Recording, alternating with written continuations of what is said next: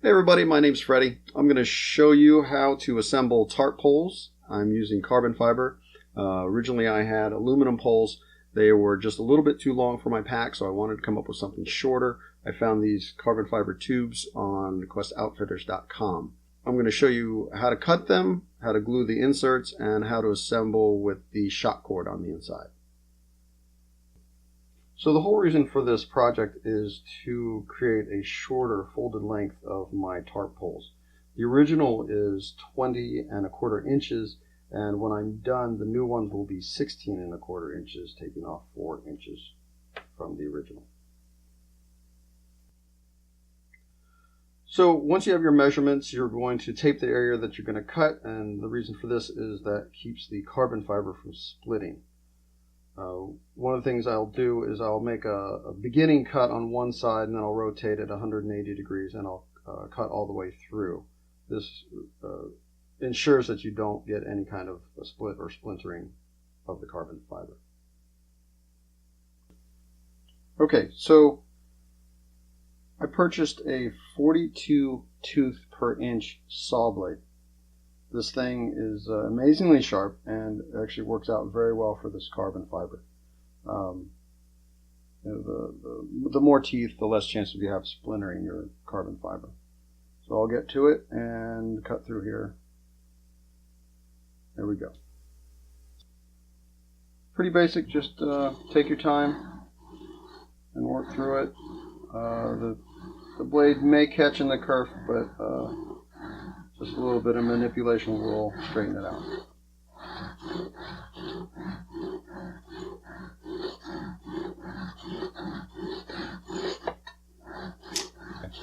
So I'm not putting a lot of pressure on this. You're better off taking your time, going slow. You can see it catches in the kerf just a little bit every once in a while. But I'm not pushing hard at all. You just want to let the saw do the work, let the teeth cut the fibers. And something you definitely don't want to rush.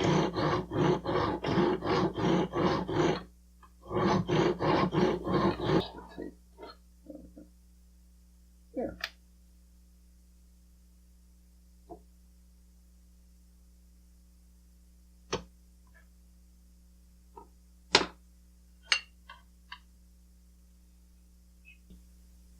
So after cutting, I'm going to sand this. What I have to do is I have to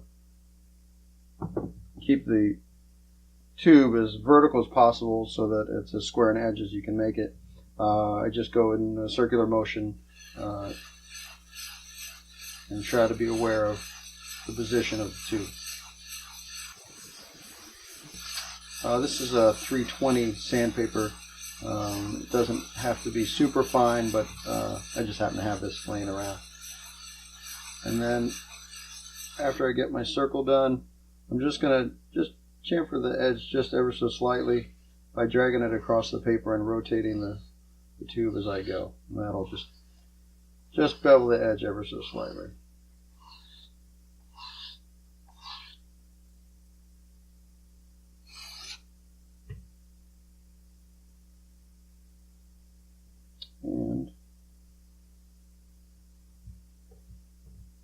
And it's a pretty nice, square, clean edge.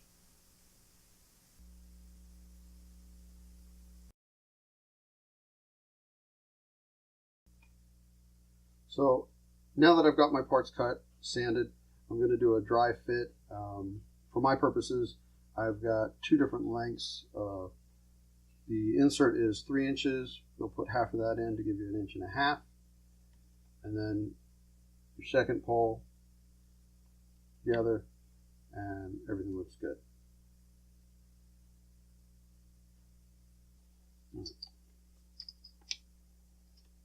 So I'm just marking the center point so I know where to stop as I'm inserting. Total length is 3 inches, so I'll be marking at 1.5.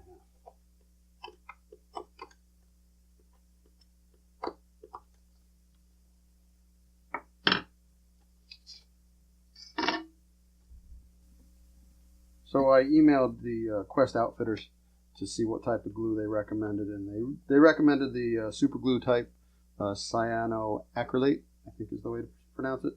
And so that's what I'm going to use today.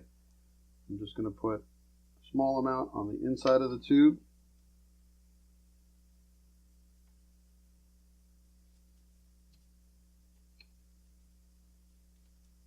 I'll put the insert again 1.5 inches in, which is half of the 3.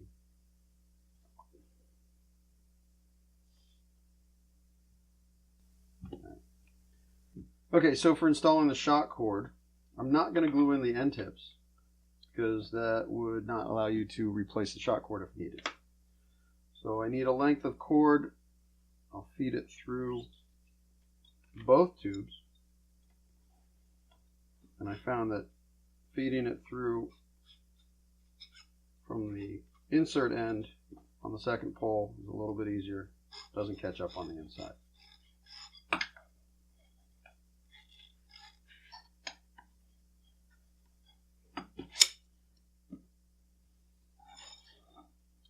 So I'm going to thread it through the hole, fairly straightforward. I found that a figure 8 knot seems to work just fine. May not be necessary. Pull it tight. Tuck it back in. It's going to take a little work. Kind of jam it in there.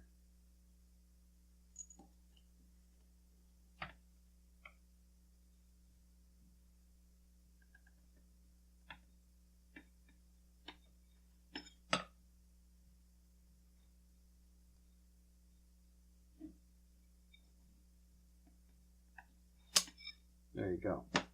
Now, get the proper tension. Assemble your tubes. At this point, you can cut from the ends. Keep them from fraying.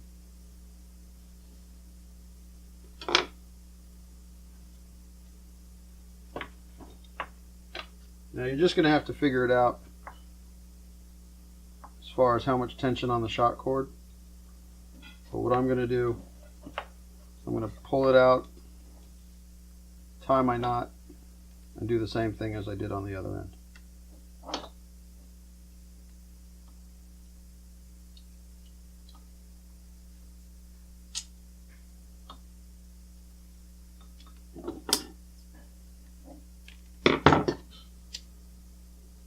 I know I burned that other end, but that's a habit. Tuck it in.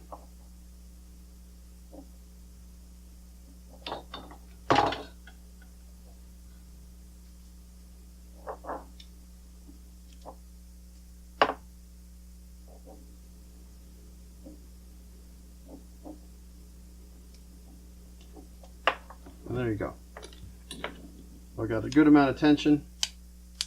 They hold together. They look good. All right, everybody. Thanks for watching the video. Chris is going to finish this out because I have no clue what I'm doing. If you enjoyed the video, click on the like button and subscribe. And did you say that you put the link in the description below? I did not. Somebody did. So I'll put the link in the description below if you need any of these parts. I got everything except for the shock cord from questoutfitters.com. Where'd you get the shock cord? I have no idea. Was it a gun show? Maybe. Yeah, there you go. Gun show, surplus store, wherever. Wherever. Anyway, it's shock cord. Hey, wait a minute. What did you say the millimeter is on a shock cord? Millimeter. I didn't. What would you say? 3. There you go. Have a good day. Until next time, I'll see you later. 3 or 4 or 5 inches of shock cord.